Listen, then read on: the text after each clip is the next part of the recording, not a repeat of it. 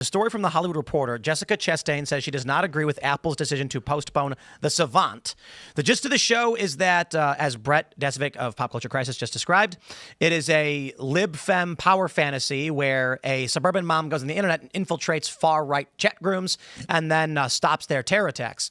And as Brett mentioned in her post, disagreeing with the fact that her show's basically being pulled, maybe they'll bring it back Jimmy Kimmel style, she listed a bunch of attacks. And as I started reading these, I was like, oh boy.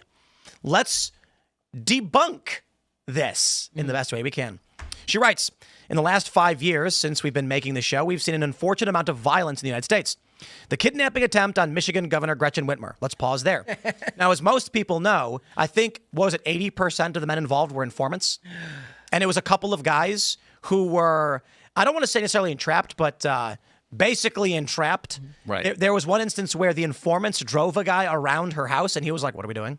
And then they arrested him for it. So let's continue on. They're like, do it.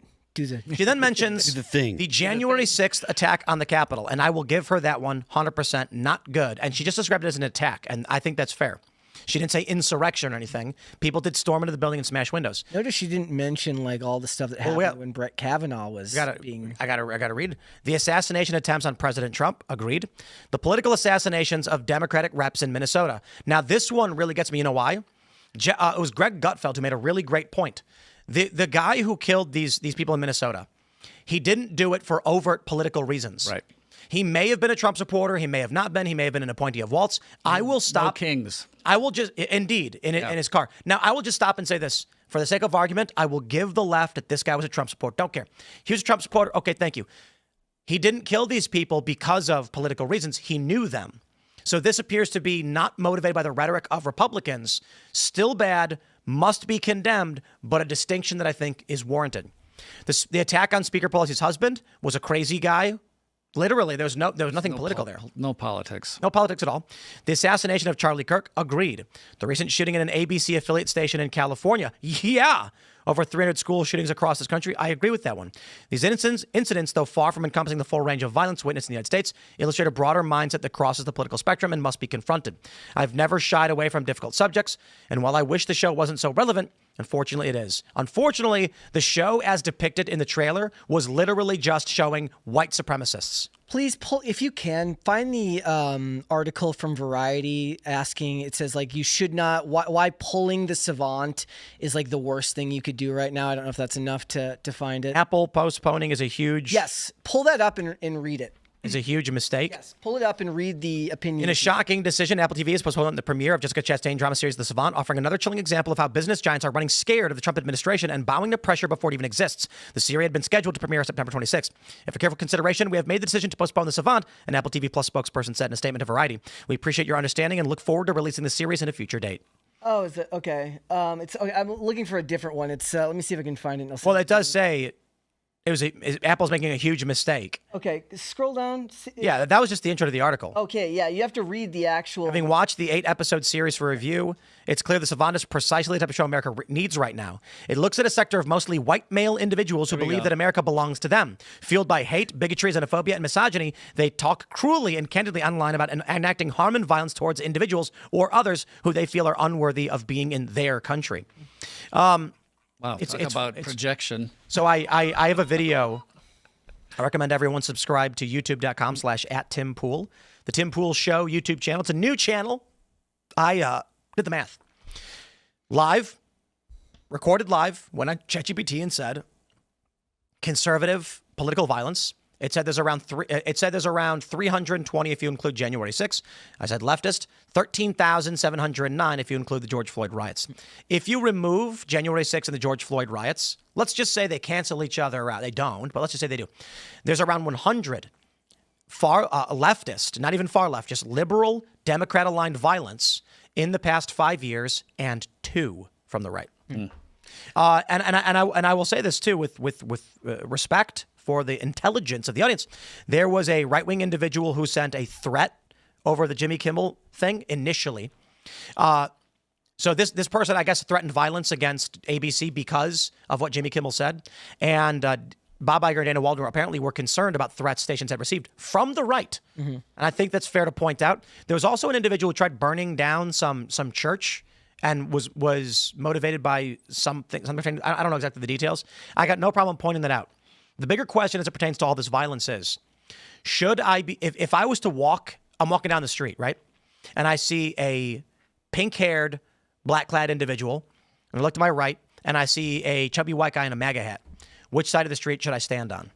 It's obvious to literally everybody. Yeah. The likelihood that middle class white Trump guy is going to do anything to you is slim to none.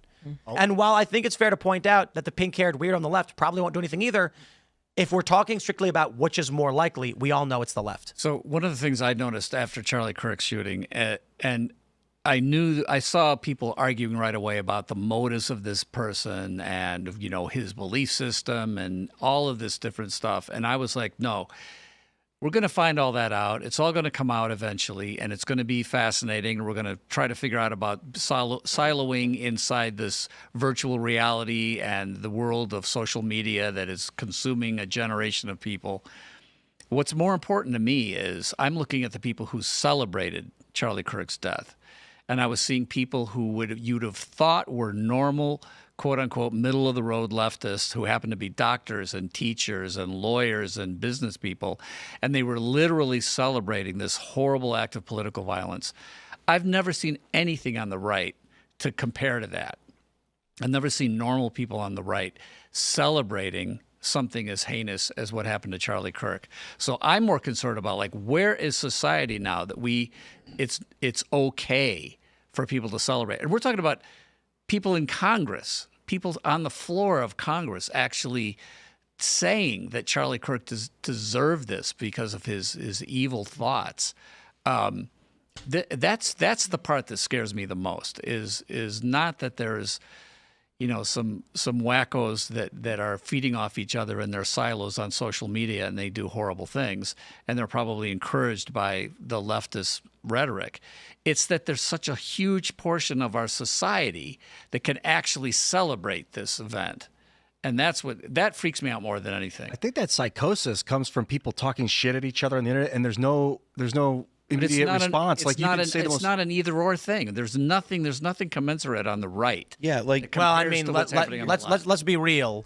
At that degree. When I saw the George Floyd riots, I thought this is how we're supposed to live. And then when I saw that big prayer vigil, I was terrified because, like most Americans, prayer is the most threatening thing to them. I think that to Marty's point, though, going on here, the closest. Hold on, to Marty's point, though, when you hear the things that the left brings up that they're complaining about, things like Pelosi or the Minnesota lawmakers that were killed, they were not specifically they were not right-wingers going after people. And the Pelosi incident is one that I've made this remark about multiple times.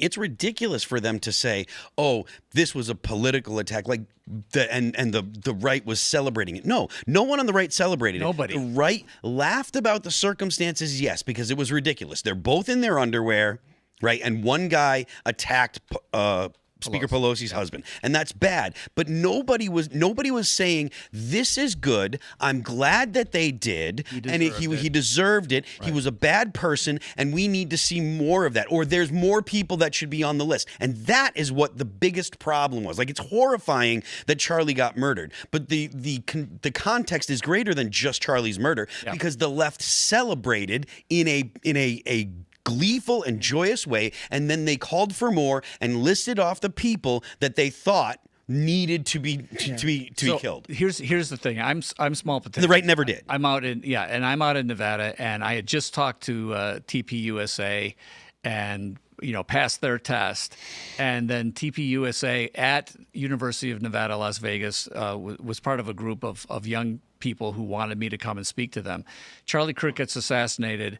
And then the next Monday, I'm supposed to go to UNLV and speak to this group. And I had a fleeting thought, I wonder if I should do this. Is this a safe thing to do? And, of course, the very next thought is, I can't possibly let these people win. I can't live in fear. None of us should live in fear. But it's just insane to me that, that's the kind of thing that these people want us to do. By celebrating... Yeah. It makes all of us think twice. Tim, I'm sure you get all sorts of horrible threats all the time. You can look them up on Blue Sky. And we've, Yeah, and and we've so had- like you're not going to go. Probably, I'm going to go do an outdoor convention on Saturday for fun. We canceled our Alex Stein and I had a college event scheduled for 2 weeks. It's canceled. We can't get the Yeah, security for it. it's just that is such a sad thing. for as long as I've worked at this company, there have been swattings and incidents. And after what happened to Charlie Kirk, I was on my honeymoon, and my wife literally said, "This is the first time that I've thought maybe I don't want you working in this industry." Was it? Were you outside Yeah, the first time. when they pointed the guns at you? Yeah, me and Andy. Was that a swatting? So yeah, the my very first time that there was a swatting, me and Andy were walking in from one of the other buildings, and We were, like, cops- skating, right? Yeah, we were out skating, and we were coming back, and the cops literally were like, "Hands up, walk backwards towards us." Yeah. Well, you had skateboards. I mean, that makes No, sense. no, rollerblades. It's even Oh. worse. We were walking. They were walking. Actually The worse. point being, blades on your feet. The point being that it's roll like backwards. we work at like a media company, and we have to worry about these types of things. And the left. like, and I don't even want to talk about this with my family. Like, I don't want to scare my family or my parents or anything like that. You know what? Thanks for checking out this clip from Timcast IRL. Make sure to watch the show live Monday through Friday at 8 p.m. Subscribe to this channel, and we will see you all there.